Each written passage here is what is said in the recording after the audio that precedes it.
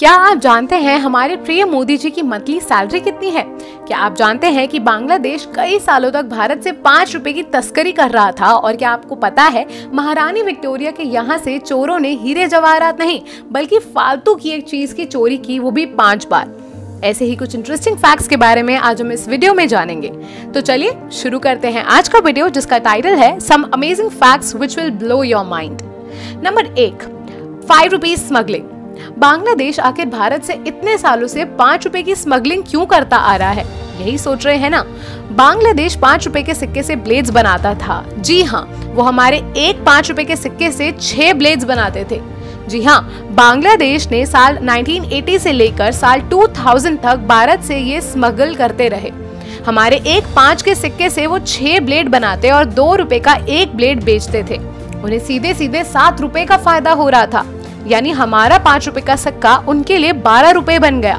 ये स्मगलिंग वो काफी सालों तक बिना किसी को भनक लगे करते रहे, लेकिन एक बार आरबीआई को उनकी इस बात का पता चल ही गया।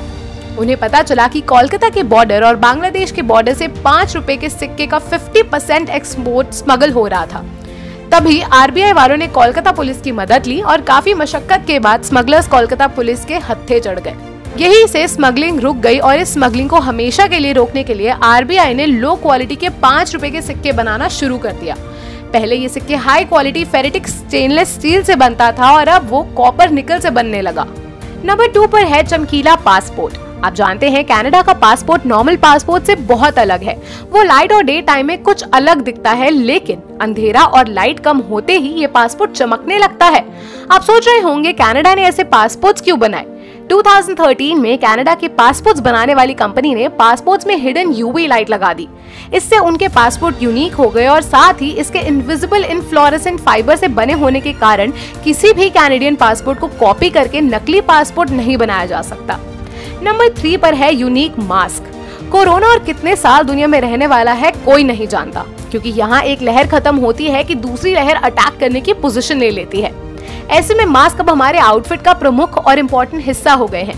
ऐसे में बोरिंग मास्क को स्टाइलिश और यूनिक लुक देने के लिए कंपनीज नए डिजाइन लॉन्च करती रहती है, जो कंफर्टेबल के साथ साथ सुंदर भी लगे। ऐसे ही एक मास्क ये रहा। ये मास्क पहनकर आप कोरोना से तो बचोगे ही, और ये आपको कंफर्टेबल भी लगेगा, लेकिन साथ ही ये एंटरटेनमेंट भी करेगा।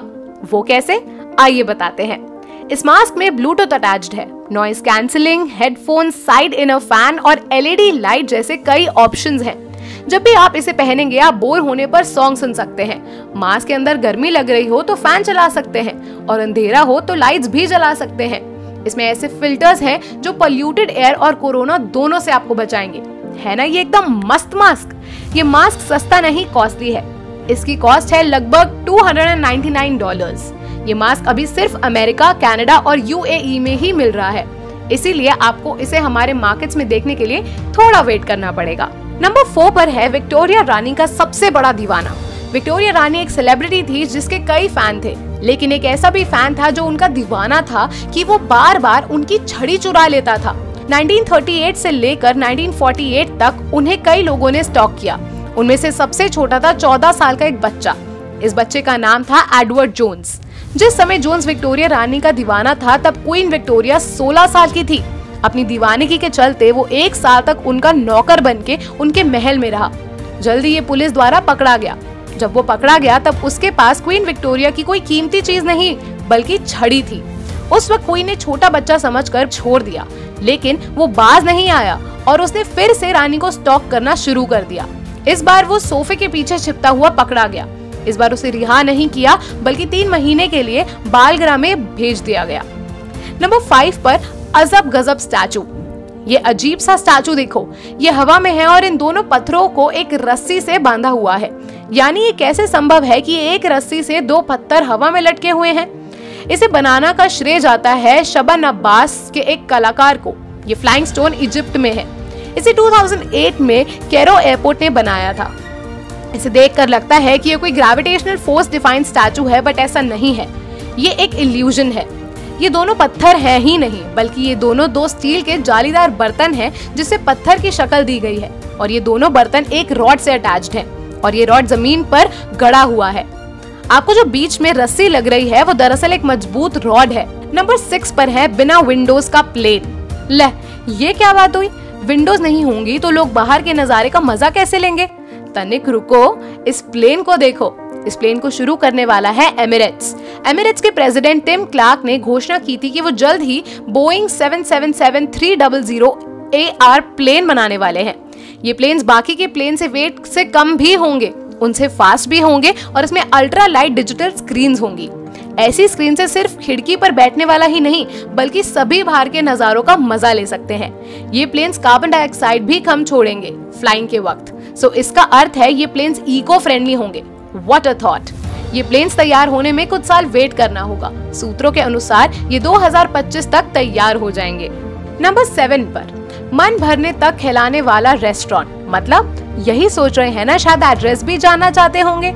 जी हाँ, एक ऐसा रेस्टोरेंट है जो पेट भरने तक खाना खिलाता है और वो भी बहुत कम पैसों में।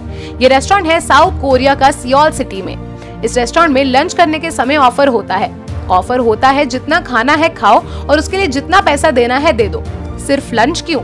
ऐसा इसीलिए क्योंकि साउथ कोरिया में फूड महंगा है, इसीलिए ये ऑफर लंच टाइम के लिए ही है। ये ऑफर सिर्फ इसलिए रखा गया है ताकि गरीब जिनके पास बहुत कम पैसे होते हैं वो यहाँ पर आकर पेट भर खाना खा सके।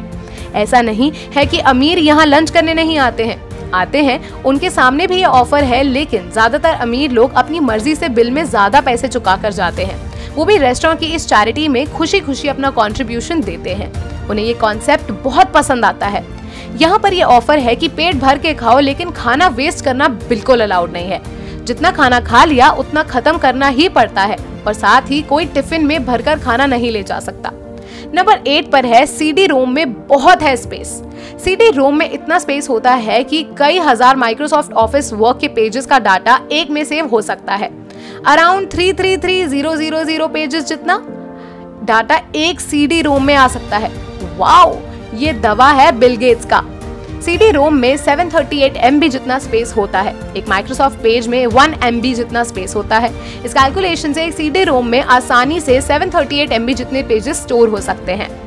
नंबर 9, मोदी जी की सैलरी। आप जानते हैं हमारे PM मोदी जी की सैलरी कितनी है? Monthly 1.6000 rupees. उनकी बेसिक सैलरी है 50,000, व्यय भाटा 3,000 रुपीज, 2,000 डेली अलाउंस के हिसाब से 61,000 रुपीज और निर्वचन भत्ता 45,000। नंबर 10, स्विट्जरलैंड में रात 10 के बाद बाथरूम जाना अलाउड नहीं। व्हाट? यस, वहाँ पर रात को 10 बजे वॉशरूम जाने पर फ्लश करने पर जो आवाज होती है वो बिल्डिंग में रहने वाले लोगों की नींद को डिस्टर्ब कर सकती है। जो व्यक्ति इस रूल को तोड़ता है उसको जेल की हवा खानी पड़ती है। अगर आप भी घूमने स्विट्जरलैंड जा रहे हैं तो रात को सोने से पहले पानी मत पीना। दोस्तों, आपको कैसे लगे हमारे इंटरेस्टिंग फैक्ट्स? वीडियो पसंद आया हो तो लाइक और शेयर करके और चैनल को सब्सक्राइब तो जरूर ही करें। अपना ख्याल रखें और स्वस्थ रहें। नमस्ते।